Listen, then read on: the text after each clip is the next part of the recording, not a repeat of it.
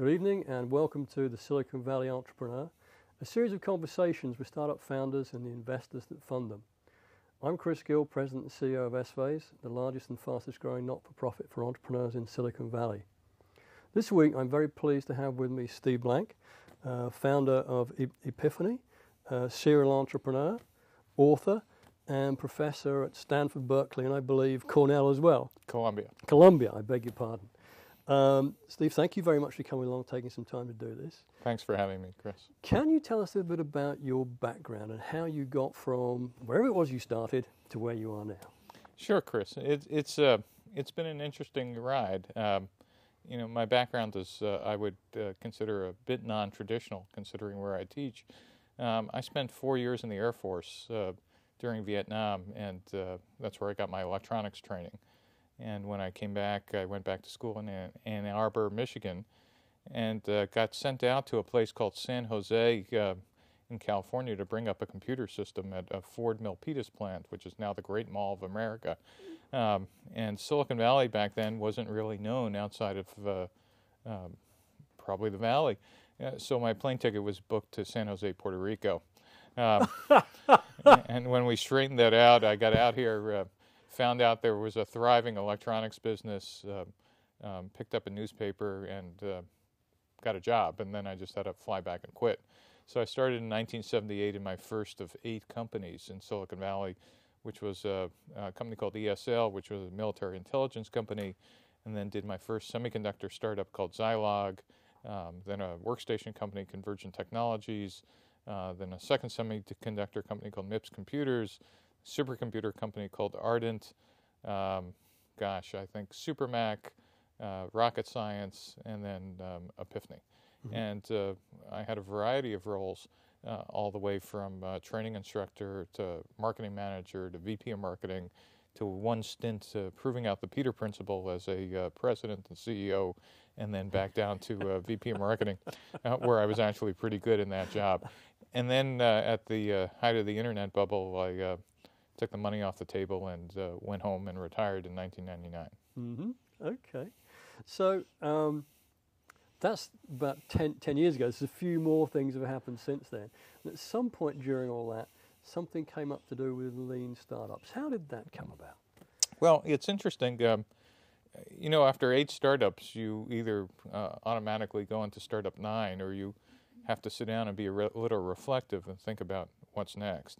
And my kids were fairly young then, and one of the things I did notice as I was working in startups was my mentors and people who I actually admired at work turned out to be terrible fathers and were never home. And I just consciously said I'd like to see my kids grow up and maybe not do startup 9 through 12, because there was no reason economically to have to do that again. Mm-hmm. So I was sitting and being a bit reflective of going through what did I learn.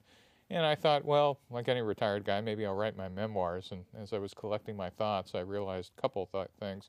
One is I'd have to pay people to actually read them, and though now I'm blogging about them. So, but 2 is, and here's the part that seriously, the interesting thing is when I started writing about startup 1, 2, 3 through N, I realized that there were a set of patterns I've never realized when I was heads down in each company. Mm-hmm. And by the time I had retired, and even after now being retired a year or 2, sitting on other technology boards and giving advice to the VCs who had funded me, I noticed the patterns weren't only about the companies I was involved in, but these same things were occurring in other companies as well. Yet I had been in the Valley as an entrepreneur for 20 years and never heard this as common themes anywhere. You kind of knew that great VCs had great instincts and gut, who could predict, with a probability something's going to happen. Mm-hmm. But you never heard entrepreneurs talk about any patterns at all. There was nothing. And I wondered if I was just seeing things. Okay, I have to say, that's one of the strangest things that entrepreneurs say to me. VCs, they're just doing pattern recognition. Right. Well, there's a good reason for that, isn't there? Well, when there's a great IRR, that's all you appear to need. And great VCs really do have an instinctual model for the types of behaviors and the types of markets and the types of activities that worked historically for them. Up till 1997, that was a great business. And then in the internet bubble, it became a very different business. And in the post-bubble rubble, it was a very different business. That is, the VC industry, at least from an entrepreneur's perspective, went from an industry that taught entrepreneurs how to build profitable companies. That was, for the first 20 years, the VC model. I don't know if you knew, or if your audience knew, but up till 1997, you could not take a company public unless it had 5 profitable quarters. There was no law that said that, but no decent investment banker would touch your company because they knew there wasn't a market on Wall Street for an unprofitable technology company. And so, therefore, your investors on your board were teaching you the skills on how to understand customers, how to find them, and how to build revenue and profit. That changed in 1997. You know when? It was Netscape. Netscape IPO, and this isn't a negative comment about the company or the market or Mark Andreessen, who I think is a wonderful entrepreneur and venture capitalist, but it was about what happened in the marketplace. All of a sudden, there was a market for an unprofitable company who was telling you about the future and how great it was going to be in the next 10 years. And that was the beginning of the internet bubble, where, in fact, it became a bigger bubble than maybe the South Sea bubble or the tulip bubble. And when that crashed, VCs then needed to find another model. And for the last 5 years, it had become the M&A model. We can't take your company public, but maybe we can merge it with something or sell it. And in the financial panic of 2008, that disappeared as well.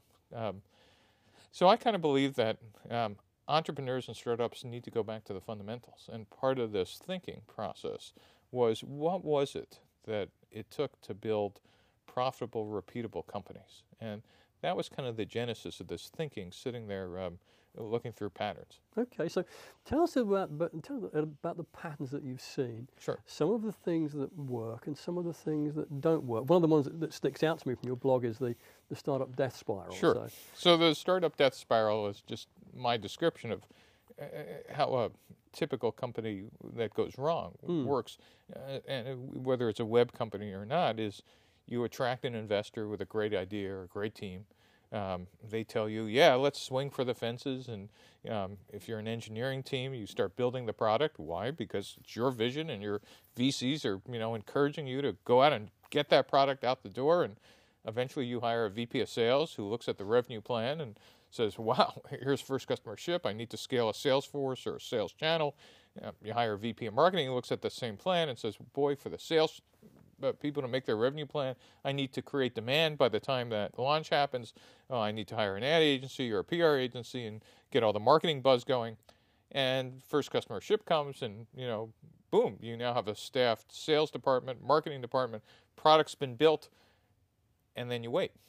And the revenue plan keeps on calling for more revenue, and the sales department keeps staffing sales, and all of a sudden at the first board meeting post the launch, the board asks, how's it going? And the VP of sales says, what a great launch. And the VP of marketing goes, wonderful launch. Everybody nods and pats each other in the back, and the next month, how's it going? And the VP of sales this time says, great pipeline. And we're hiring to plan, and the marketing exec says, we're spending, look at all the demand we're creating. Great. How's revenue? Well, that pipeline looks great. And this conversation occurs maybe 2 months, 3 months, 4 months in a row, depending on the economy. And if it's a normal economy, not like today, but a normal economy, this might go on for 6 or 7 months, until one day the board members synchronize, one eyebrow raised. They go to school for this. They raise one eyebrow at the CEO and go, pipeline, what about revenue? Well, next board meeting, what about revenue? And all of a sudden, no one is sitting next to the VP of sales because the stench of death is surrounding them. Next board meeting, new VP of sales. The death spiral happens because you executed to a plan that had no basis in fact. You, in fact, only got customer feedback after first customer ship, after you loaded all the sales, marketing, and engineering expenses, and you only found out that customers didn't want the product till long after you've built into the expenses of engineering, sales, and marketing.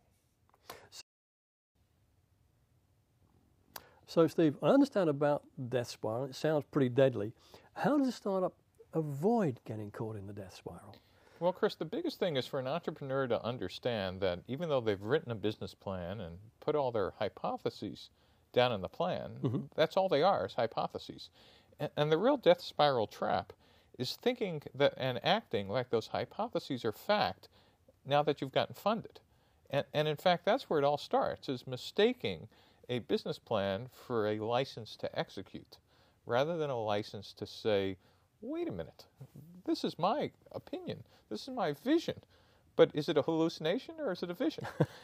and what I learned early on in my career, that there are no facts inside the building, that the facts actually exist outside the building. Yet most entrepreneurs spend all their planning meetings and strategy meetings and whatever with each other, when in fact the potential customers are sitting outside. So step one are for entrepreneurs to put their slides away and their plans away and their spreadsheets away and go out and talk to customers as they're building the product. But hang on a minute. As a startup, you've just got funded on the basis of not maybe your whole business plan, but certainly your executive summary, the story you've told with your PowerPoint slides, and don't the VCs expect you to go and execute to that plan? Well, you know, that is the curse of the death spiral. In fact, what the VCs would love to do is have a portfolio of 10 companies swinging for the fences. Historically, they'll know 8 or 9 of them will fail, and they'll make their money from the ones that, like through Brownian motion, happen to find the right pattern. My observation and contention is that instead of all swinging for the fences, you might actually want to go out and investigate where the customers are, and that we could reduce the infant mortality, that instead of having 8 or 9 out of 10 fail, we might have 6 or 7 succeed by actually understanding what's going on outside the building. Okay, so rather than trying to particularly make a product that nobody wants and spend a huge amount of time and effort doing that, how do you go about getting to a business model and a product the customer actually wants? So this is an iterative process, and at least the customer development part has 4 steps: customer discovery, customer validation, customer creation, and company scale.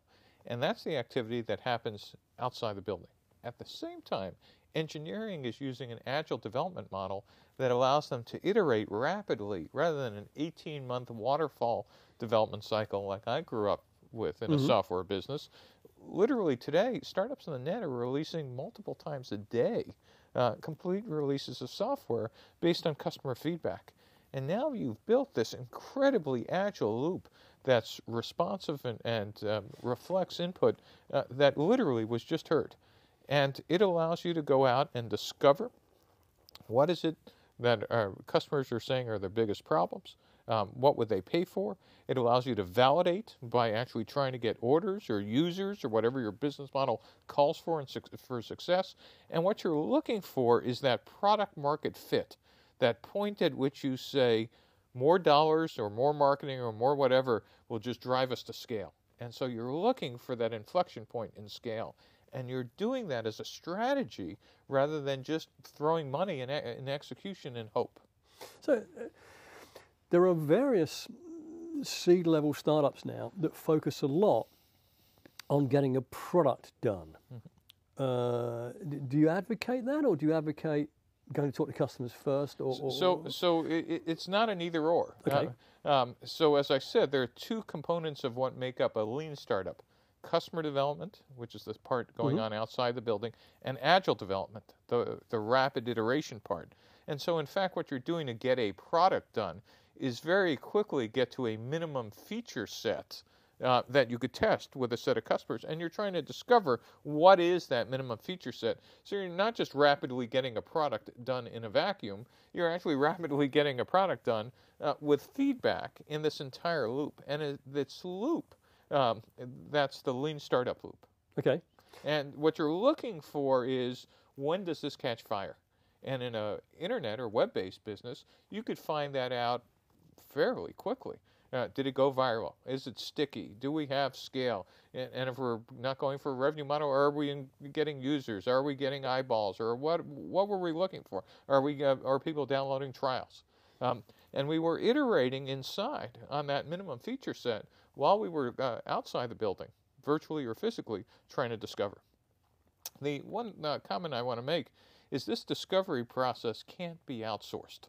By outsourced, I mean you can't hire an exec, VP of sales, VP of marketing, to go do this for a funny phenomenon of human nature.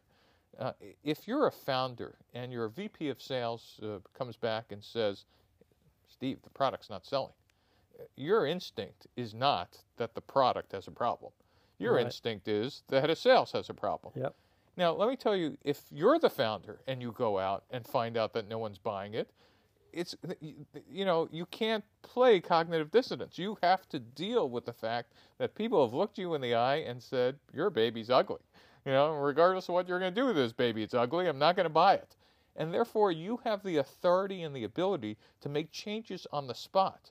Whereas if somebody told you that, your first reaction is to be defensive of, oh no, I can't even comprehend changing our strategy or product. Does that make sense? Yeah. And that's another trap that startups get into, is they immediately silo into, I'm hiring a head of sales and head of marketing, and therefore they're removing the people with the authority to make rapid changes into some organization just staffed by, quote, employees. So this sounds like you could very quickly figure out not only whether to fund a company or not, but whether the company's going to be successful or not, based upon some very simple things that they do or don't do very early on. And I don't want to make it too simple. This is not the panacea or the formula. And it is not the ultimate litmus test for a startup. The only claim I'd probably make is that this process probably reduces infant mortality of startups by some measurable percentage. And when I get comments from entrepreneurs saying, I don't believe it, I go, you know what, if you don't, it's okay, do whatever else you were going to do. The problem is not that this is the process. The problem is that after 30 years of entrepreneurship in Silicon Valley, the thing that just astonishes me is that there are no other methodologies for doing a rigorous view of an end-to-end process for early-stage startups. Almost all the academic research is focused on company growth for large corporations. Yes. And it makes a lot of sense because the people who buy and pay for consultants are large companies. No one in startups are hiring professors to go do consulting. Now, we had on the show a couple of months ago Randy Commissar, who just came out with a book, Getting to Plan B, where he talks about something that, the plan that you go with to the VC is almost never the plan that you exit with. It's completely different. Is this the same sort of thing? Sure, but this is how to get through plan from A to G. So I kind of remind my students that no business plan ever survives first contact with customers. Is that right? Well, it never does. It's the military's analogy. No war plan ever survives contact with the enemy. This is the same thing. You could do all these great plans and theories about how customers are going to behave. Well, unless you're mailing a copy of your business plan with every iteration of your product, they don't get to read your plan. So what you find is in every great startup, what are called pivot points. Points where you realize that your initial assumptions about customer or business model or minimum feature set really is completely wrong. But at least in this process, you get to learn that cheaply, inexpensively, and quickly. And it's these pivots that actually get you to product market fit. Very few companies end up as the same company they had in their plan. And I think this is Randy's point. Yes, very much so. And so it's not only getting to plan B. My point is, it's how do you rapidly and quickly embrace a process where this isn't just random chaos. It's these pivots are actually part of a strategy, and that you're going to find out how to do this by letting customers and feedback teach you this, rather than run out of money and have to fire people. Now, this sounds like when you are pitching a VC or an angel for money, that the pitch should be very different from what it currently is. Right. Can you talk about that? Sure.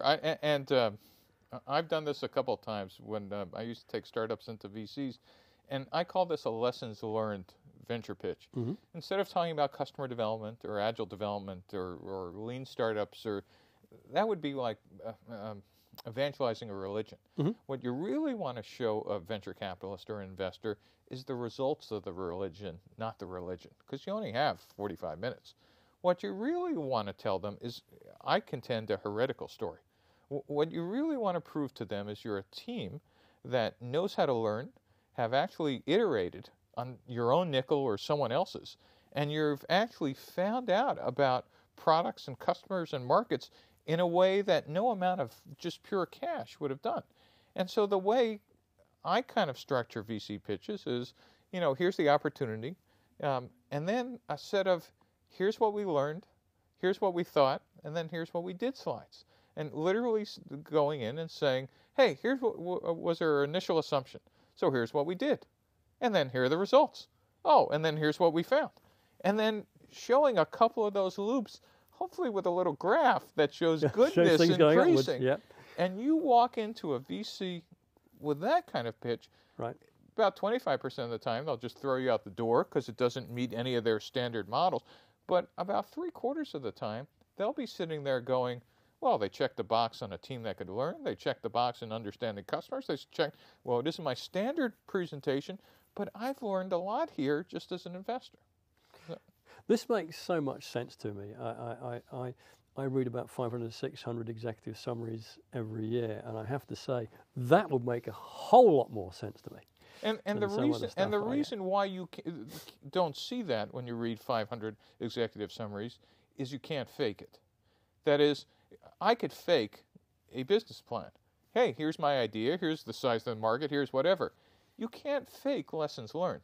Lessons learned truly is, I've been outside the building, working my butt off, talking to customers, iterating the product, etc. If you try to do a lessons learned pitch, you truly had to be out there doing the deal. And that's very different. That just raises the bar.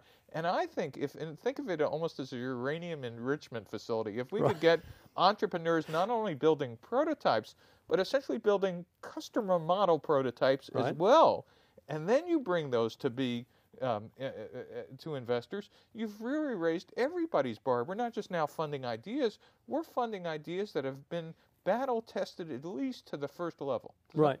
So is it are you going now, if you've done all this on your own nickel, are you going now to the VC just for the expansion funding because you proved it all out, or are you going to say, and what I'm going to do with your money is prove or disprove these final two questions? Right. And so this is the classic business school answer is, it depends. Okay. And it really depends. If you remember, we take for granted that entrepreneurship is a single business model. But in fact, we could be building anything from Web 2.0, browser-based whatever, to, we're building a new silicon architecture.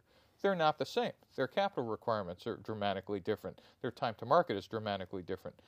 So let's just take the web for a second.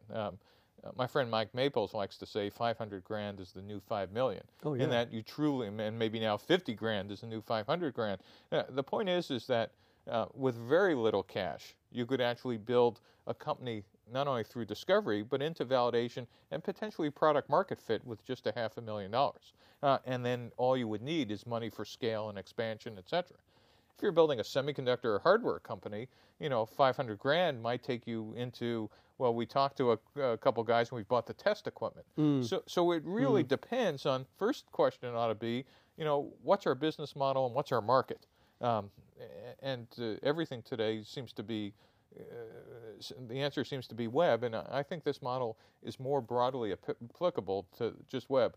The only thing it doesn't work for is biotech, because a real interesting filter here is a customer development and lean startup model solves the, do you have customer and market risk? Let's try to reduce that problem. Right. In biotech, you don't have customer and market risk, not till maybe year 15. What you have at first is pure technology risk. does this darn thing work outside of the lab, and can we get it through FDA trials? And I have a science problem for the first 15 years. Trying to do customer development or lean startup is kind of silly. Though most other industries have some combination of technology and customer and market risk. So, for example, if you're doing a new CPU or chip, you have technology risk in trying to make sure the architecture works, but eventually you have customer and market risk to see if anybody will design in the product.